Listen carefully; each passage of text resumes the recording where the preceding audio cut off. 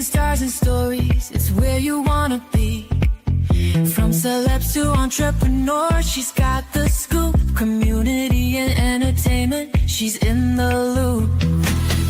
Every smile a burst of velvet light. Through the screen she shines so bright. With the laughs and tales that weave tonight.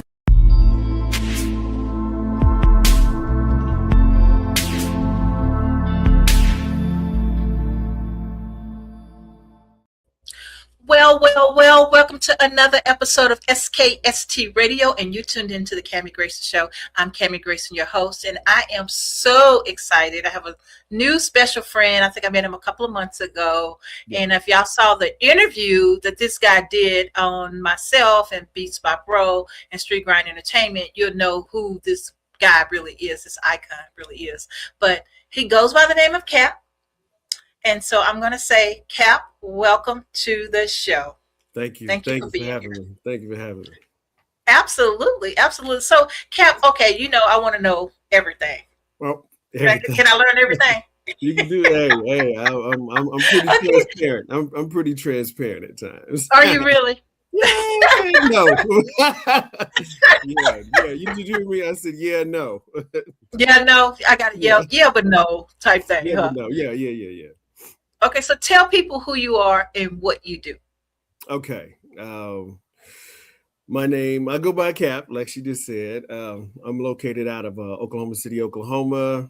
Been doing music for the last 25 to 30 years. Run my own professional recording studio. So I am a studio owner / producer first, then engineer second, then musician third, and then artist is way down the line. So that'll probably be like the fourth line right there. So I'm kind of all of those jobs rolled into one. Wow. Yeah. So wait a minute. So you do all this by yourself, or do you have a team? I do it all by myself. Oh my gosh. Yeah. So how did you get started? Well, I got started. I like my bio said, I started rapping, in high school, and that's when hip hop was just rolling in, and that was in the late 80s. And then I was like, oh, okay, I can do this. And, they tell you nothing about the game, how to get into it, just all of the good stuff, right? And so my whole journey led me to this journey that I'm in presently, and so I know that sounds like a quantum leap, but it's not. First, you start rapping and you do the shows and you're trying to get signed, and then you look up and you go, wait a minute, these guys ain't really making that type of money, you know what I mean, that I want or I like, unless you hit it big, you know what I mean, and so. I was everywhere, I was in New York, I was in Cali, I was in Atlanta, I was in Denver, I was in Houston, I was in Dallas, I was everywhere. And,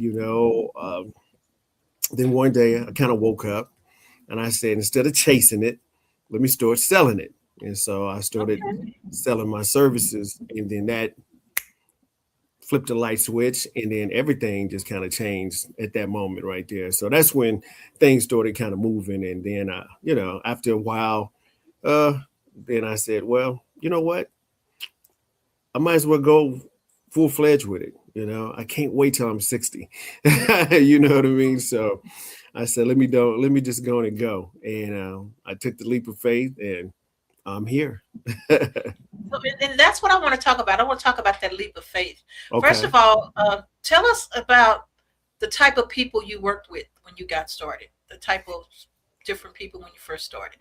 Okay. When I first got started, my classmate, he actually got signed to Queen Latifah record label, Flavor Unit Records, from back in the day. And, we was working prior to him leaving to New York, and he, everybody says, hey, when I'm making, I'm gonna send for you, I'm gonna come get you. Everybody say that, right? And and then out the blue, maybe like 2 years or a year and a half after he was gone, he just calls me out the blue. He goes, yo, about to sign with Queen Latifah, yada, yada, yada. And I was like, what? I was like, nah, I thought he was lying. And he was like, nah, this is facts. And he was like, look, I want your whole group, because I was with a group at that particular time. And he's like, I want your whole group to come and a couple of other guys from the city to come. And he said, look, you're in charge. You're the captain. That's where CAP come from.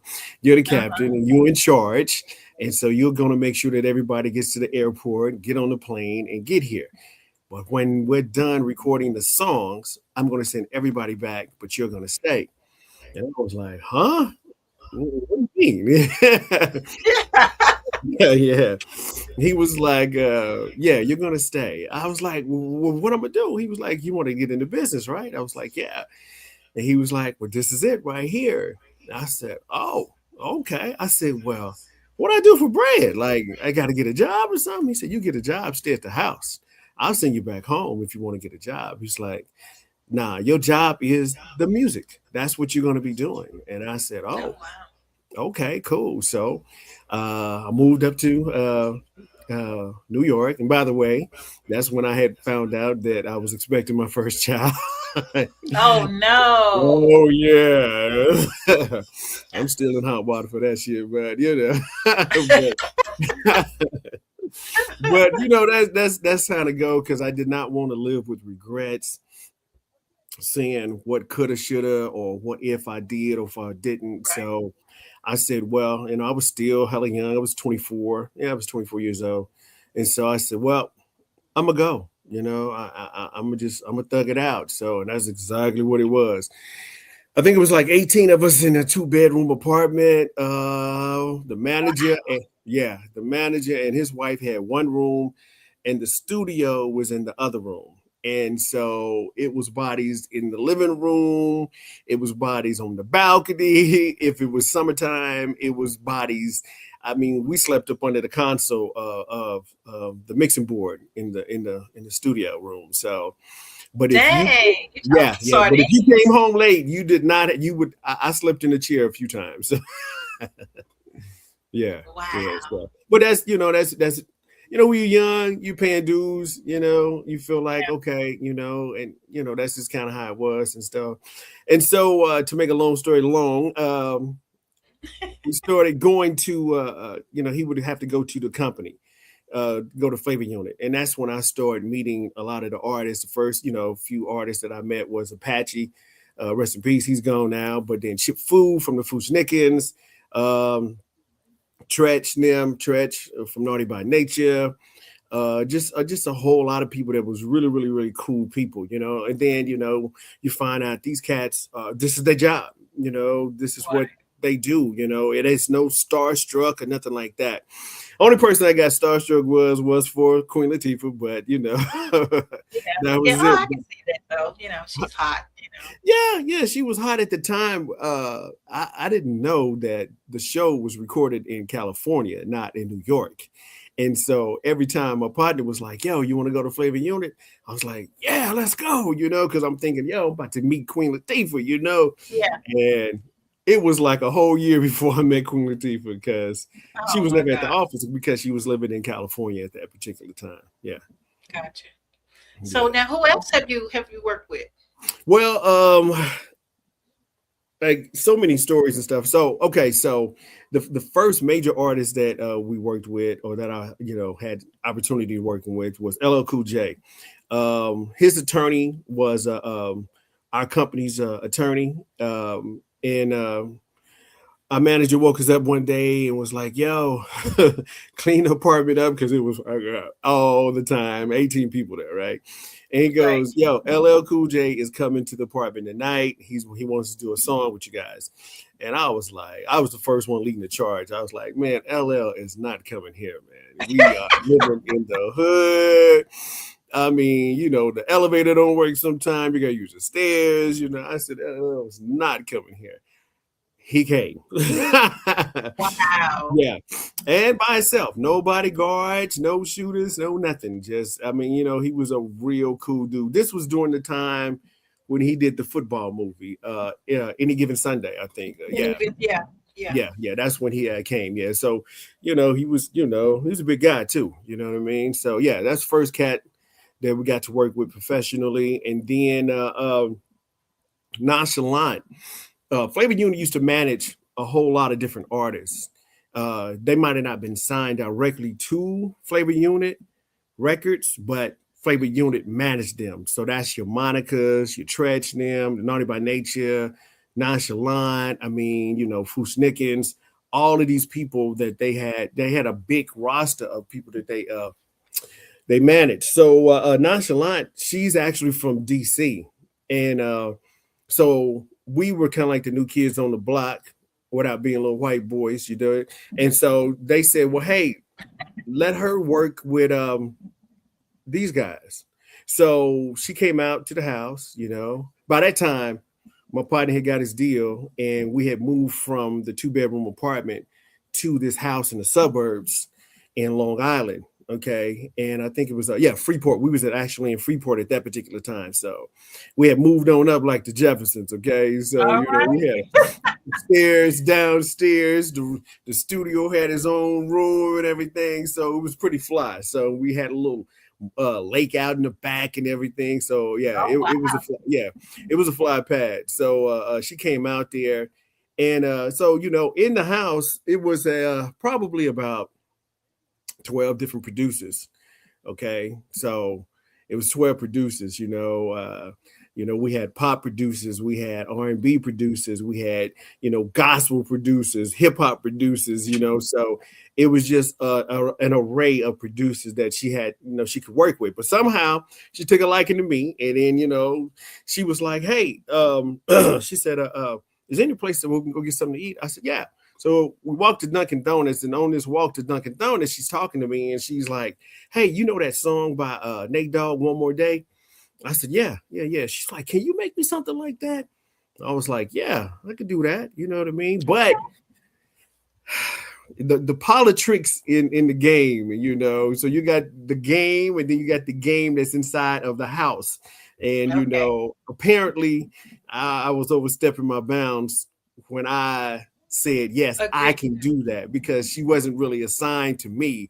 She was assigned to the main producer to do the track that's in a house. Okay. And so, I was in a meeting every week because, I was always breaking the rules, let them tell it. Right. But I just thought this was natural. This is how it was supposed to be.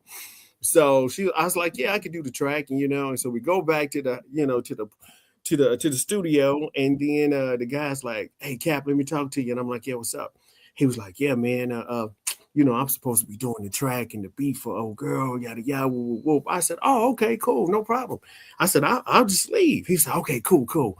So we dap it up. He goes inside, she goes inside, and I'm getting ready to actually leave from the bottom to go back up to the top.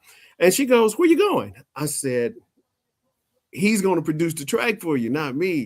She was like, "Oh no, don't go nowhere." Yeah. You own this track. Yeah, I want you on this track. And I was like, "Oh, okay." And so I ended up playing guitar on the track. So yeah, it was cool. Yeah. Yeah. Well, that's good though. I mean, obviously she liked what she heard and saw, right? Yeah. So yeah. That was cool. So what's the most exciting time that you've had in your music career before you started doing it? Before I started going, just being independent wise? Yeah.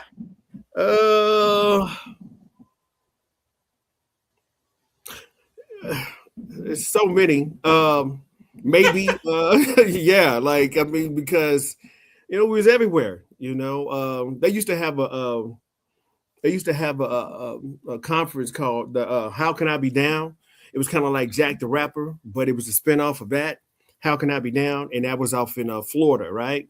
Miami, Florida. And so everybody that's in the business would ascend on Florida, right? And so it would be, Method Man them on mopeds, just, Red Man them walking around, Tretches them at the bar, so we was there, and had to perform a few nights. I think we was there for 3 nights, and we had to perform. My partner had to perform, so and we was backing him up. You know what I mean? I was lightweight / security for him too. You know what I mean? So yeah, we was backing him up. So Yeah, you it have was to wear a lot cool. of hats in those days, right? Huh?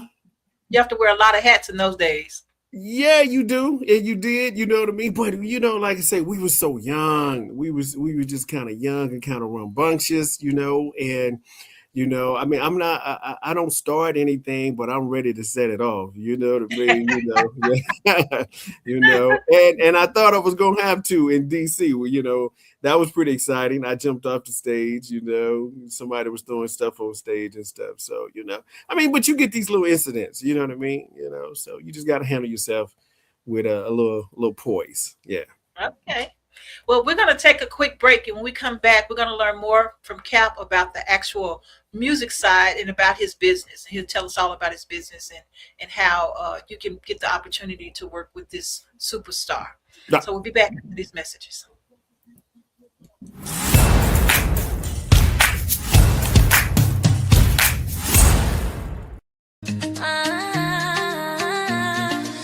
From the heart of the coast where the waves rise high, magazine we lift and amplify stories of love, of strength, of pride, giving back, standing tall side by side. We are the rhythm, we are the voice, community rising, making bold choice. On short drive we shine, we soar, Bay magazine forever, evermore.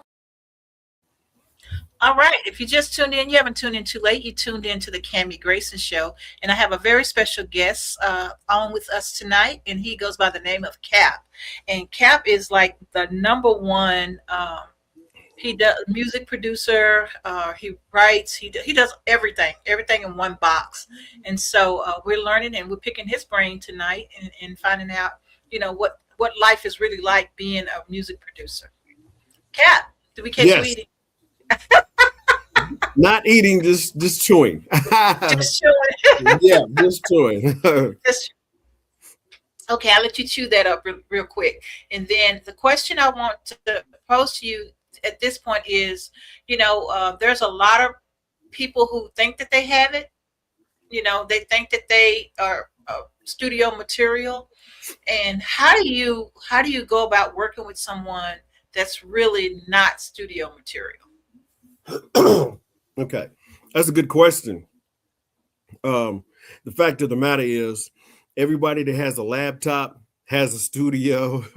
Everyone that has, access to the Guitar Center to get Pro Tools, to get a mic, to get a interface, and where things used to cost thousands of dollars almost 15 years ago, 20 years ago, now a couple of $100, you in the game. Okay, but you're on entry level, and it's it's like millions of you. You know what I mean? And in order for you to move up so you can be heard or seen, you have to be consistently showing up. I think that's the most important thing that up and coming or solidified artists today can do. You have to be consistently showing up. Now, you could keep showing up bad and the opportunities won't come. But if you show up good, the opportunities will start making its way to you. Then you'll be able to take advantage of that. And then, you'll start going, okay, look, the reality of this is,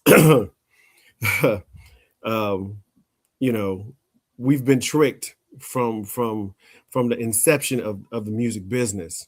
Okay. Mm-hmm. And that is because, they look at, they was looking at blacks as kids, even though full grown. Right. And so what they do, they give you a trinket, a bobbit, and goes, hey, this is valuable and this is important.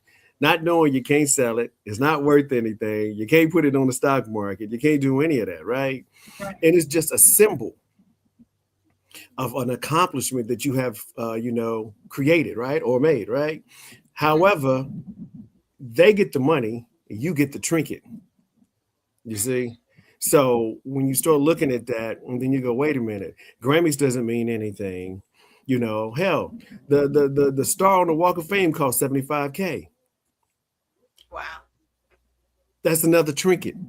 You understand what I'm saying? Like, who's getting the money? Like, you know what I mean? Yeah, they got the money to give, but if you're honoring me, shouldn't I be getting something of value? You know what I'm saying? Right. And something walking a piece of sidewalk for people to step on, I don't consider that too valuable. Yes, it's a prestigious honor to have that or a recommendation of that, but think about that just for a moment. You're giving up $75,000 just to have a star on a walk of fame, right? You sell 2.5 million records, but you don't even have 20 grand in the bank account. You understand what I'm saying? You know, these are the tricks that has been played on blacks, you know, because, and the reason why I say blacks, because everything is built off us and off our backs. You know what I mean? From the TV, you know, shows to the radio stations to anything is built off of backs. Okay. So to keep going about that answer, but you know, I think a lot of times, you know, people, you know, we feel like, oh, I'm talented, I'm good, you know, I'm great. Yeah. Well, imagine all of us being from planet Krypton and we all come to Earth. So we all have superpowers, right? Right. Okay. So that's just kind of what it's like. And You know that's what I mean? common, you know. It's super common for us. You understand what I'm saying? For us, it's super common because we all possess these different talents, different levels. You know what I mean? And you know, some more than others. You know, but now where things used to be so rare, like you know, if you went to a little church in Mississippi back, you know, 30, 40 years ago, and this little kid is playing a keyboard and he's a, you know, prodigy, right? That was amazing. You know, now you get on TikTok, it is a million of these kids, you know, that are amazing. It's not Right. rare anymore. You know what I mean? But here's the thing, once again, they are into the music side 90% and 10% the business side, which should be really flipped around. And it should be in the business side 90% and 10% in the music side. So do you think that our people lacking the education in that aspect? Well, when you say education, can you expound on Well, that? you know, everybody wants to be seen and heard. You know, they want to be famous and celebrity status, Right. but they don't really have the knowledge or the know-how to balance the checkbook, you know, or to invest their money or Okay. even save money, you know, at Right. this point. Yeah, So I do you think. think, go Go ahead. ahead. No, I was about to repeat my question. So do you think that it's because of lack of education? You know what? That's definitely true. I mean, I think it is because there's a lack of education. However, more so there's this fantasy of this notion that once I sign, everything is going to be made right. Okay, you know, and it doesn't matter how old they are, 4 to 40 to 400. You know what I mean? It doesn't matter. Excuse me. It doesn't matter because they feel that once I sign on the dotted line, you know, I'm going to get this, I'm going to be able to get that, and I'm going to get this. Yeah, you can get it, but you owe it. You know what I mean? And you owe it out of your percentage, not out of the sales. So if your percentage of the records that you sell, right? We're speaking back in the day, and then I'll come up to the Right. current streaming thing. But if you go, okay, well, your percentage is only 12%. Okay, so you only get 12% out of all record sales. Okay, right. So if the album costs $1 million to make, if you had an advancement, see, not a bonus, but an advancement off of your Yeah. future royalties, right? And that was 500,000, right? So that's $1.5 million, right? And then you have to go on tour and you have to get a band, you have to do all that. So let's just say it's an even 2 million, but you pay that back out of your 12%. Right. So after you pay that back out of your 12, you won't, you know, unless you go super duper platinum, which most artists don't the first time, second time, maybe third time. It's rare, but it can happen.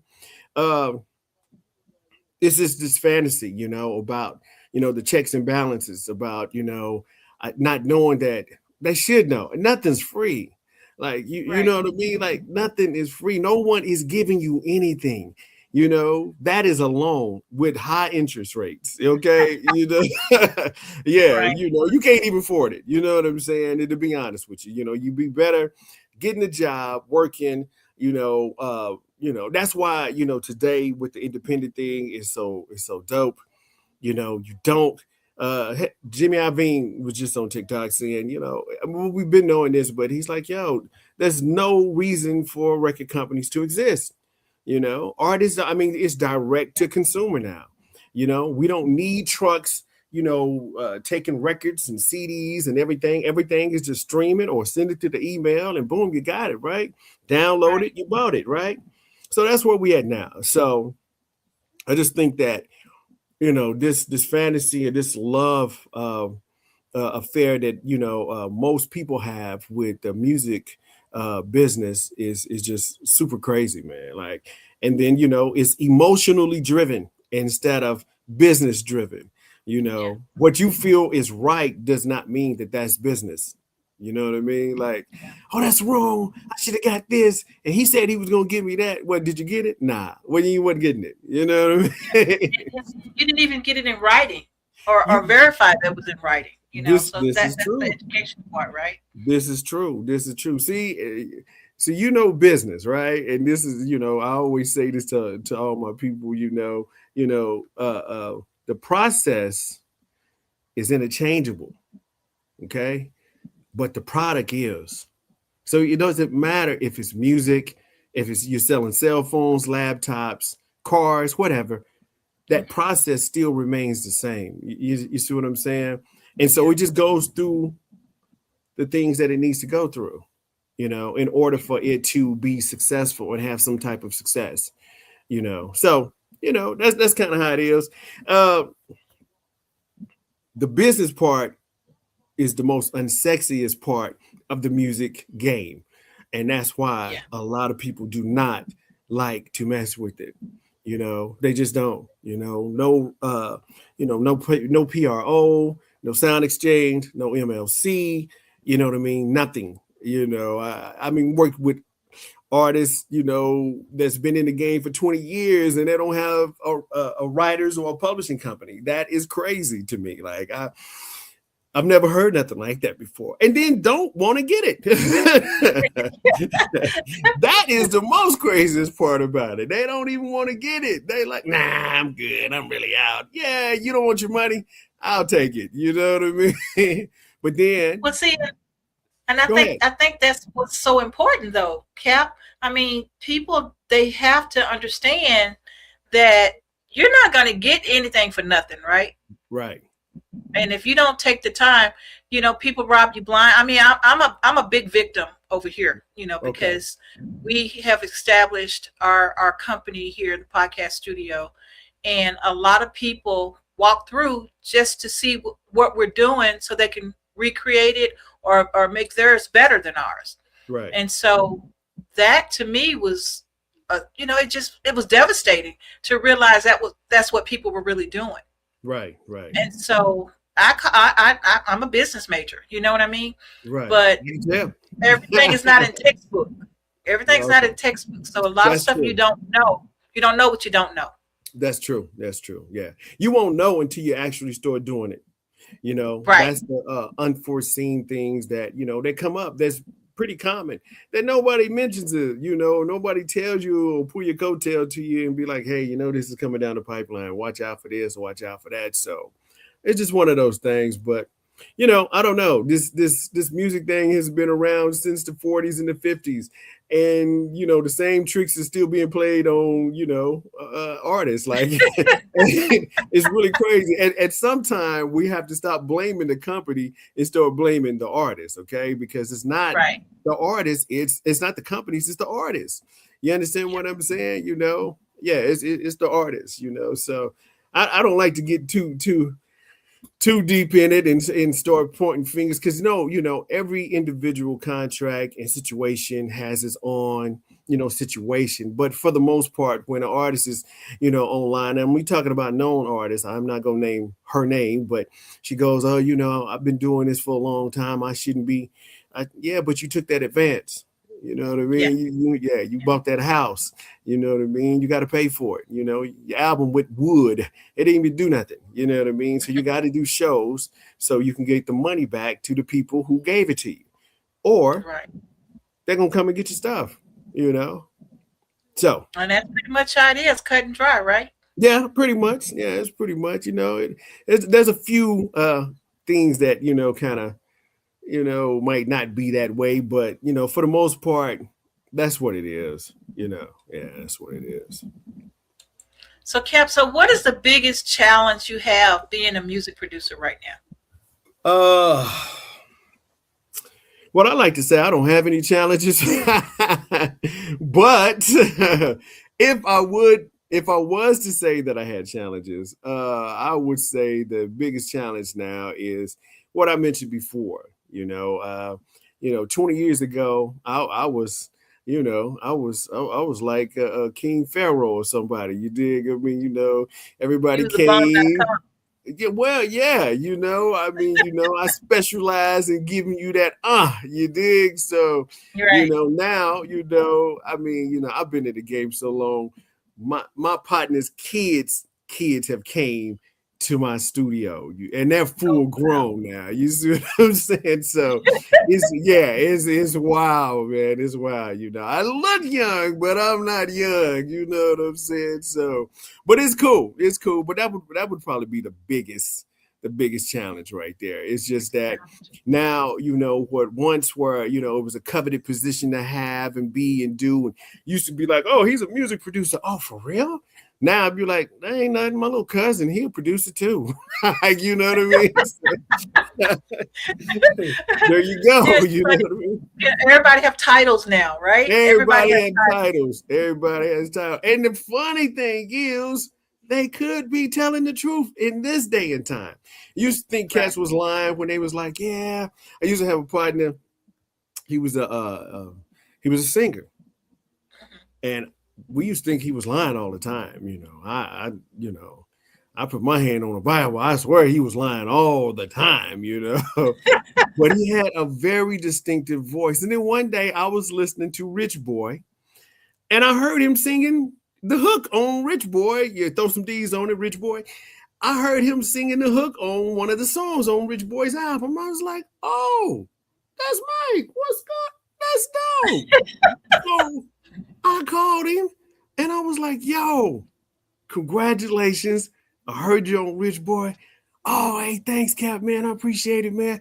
Hey, right now, I can't talk, man. I'm about to get ready to go on stage with Lauryn Hill, man. We're in Africa. Dude. I thought he was lying in. I thought he was lying in. He wasn't lying. He was on stage. He was in Africa with Lauryn Hill. He was a background singer for Lauryn Hill. So nowadays, when somebody be like, yeah, I just got through talking to such and such, or I worked with such and such, and they could very well be telling the truth now. Yeah. That's the time that we're living in now, in today. So that's really cool. I think that's super cool right there. Yeah, it is. Yeah. So can you tell our listeners and viewers, if they wanted to get into the music aspect of everything, what steps do they, not all the steps, don't give all your secret sauce away, but just tell them the advice you would give them of how to get started. Okay. Pretty much kind of like we had said earlier today, first, I know you might not know anything about registering, but you have Google, you have ChatGPT, you have all of these AI companies and websites that you can punch that in, but you want to get registered with a PRO, which is either ASCAP or BMI. Then you want to get registered with Sound Exchange. Then you want to get registered with the MLC. Once you get this taken care of first, that's the business part. Then you can go straight into doing music, It's pretty simple now. Like I say, you don't have to wait for someone to put you on or anything like that. Look, you only need one slice of the pie. in order for you to have some form of success doing what you do.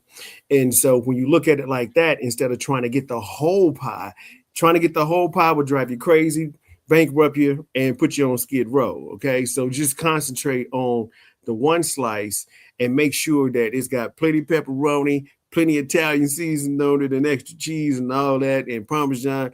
And then guess what? Serve that to the people who likes that slice, and then rinse, wash, and repeat. That's all you got to do. It's super simple. Yeah. Love it. So now, how does the AI world affect your life right now?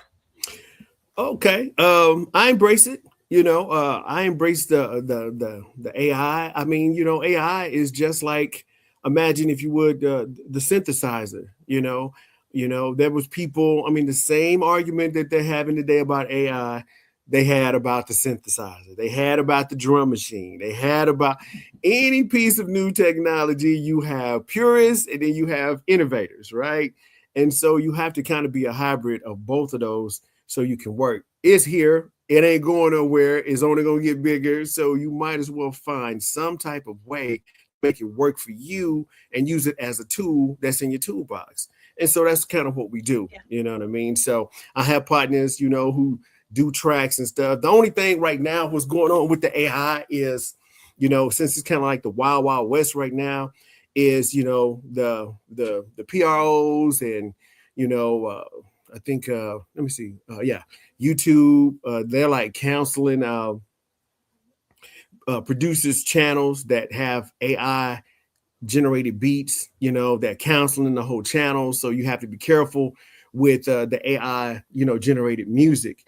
It can give you a good idea. Then you should be able to recreate the ideal to make it humanized and then upload what you need to upload.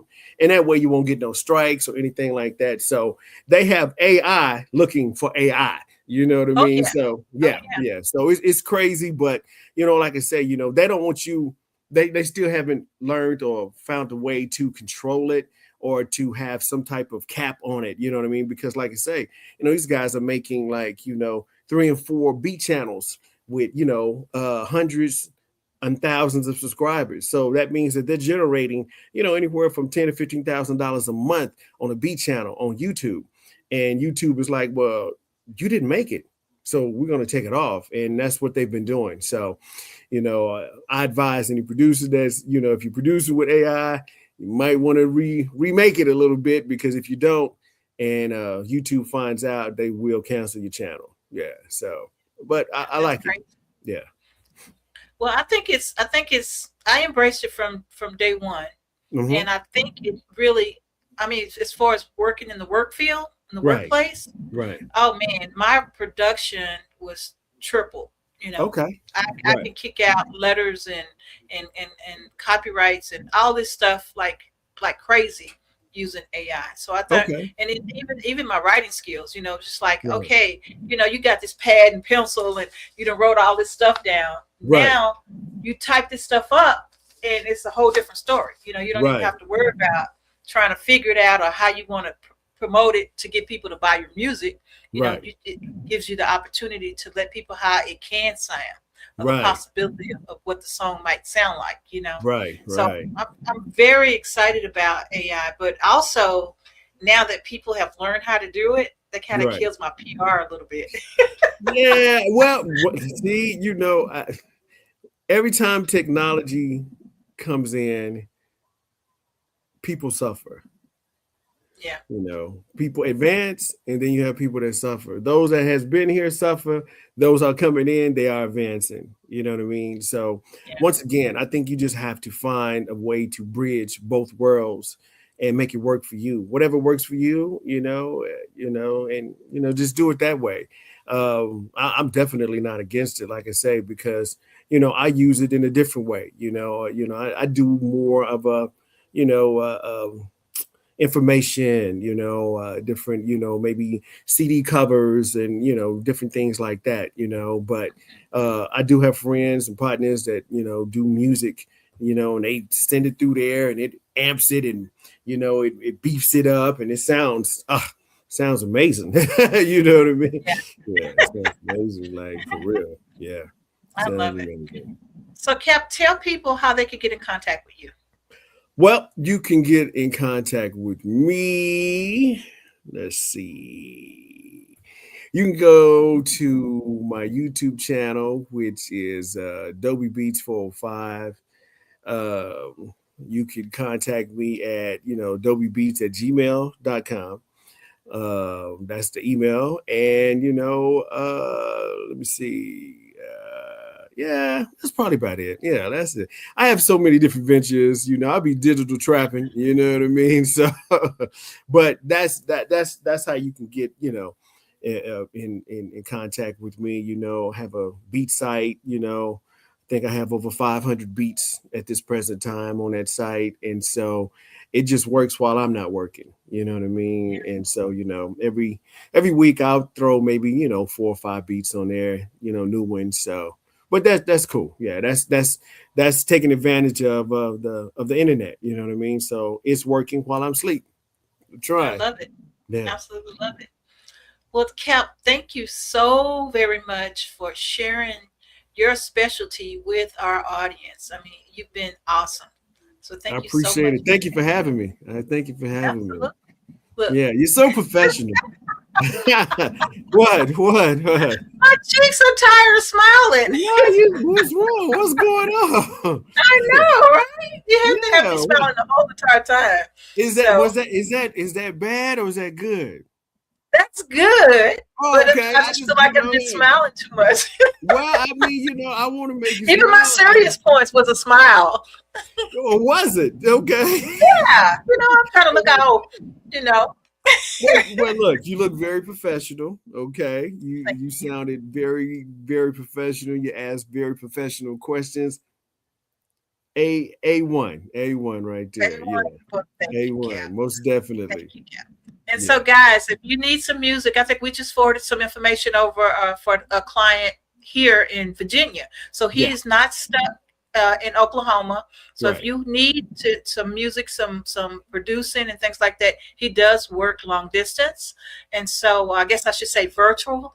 And so if you need anything, if Beats by Bro is can't help you, this is the person who we will be using as our backup. So you'll always have someone with us. We'll always, if we can't in-house it, we'll do a referral, and Cap is our chosen person to do our referrals with. So, that's sweet. Cap, thank you again. Thanks for having me. I appreciate it. Well, thank you. And we want to have you back. So this is not goodbye. This is like okay. Well, make sure you tell Mike Ice and T Nice I said what up and hello. You know what I mean? So I hate I missed him. T Nice is there. Hey, T Nice. And so he can hear you. Oh, okay. That's what's up. So, but they'll go back and look at this as well. So, sounds Cap, good. Thank you again. And you know what? I guess I'll talk to you soon. Okay, I appreciate it. Okay, have a good one. All right. Bye.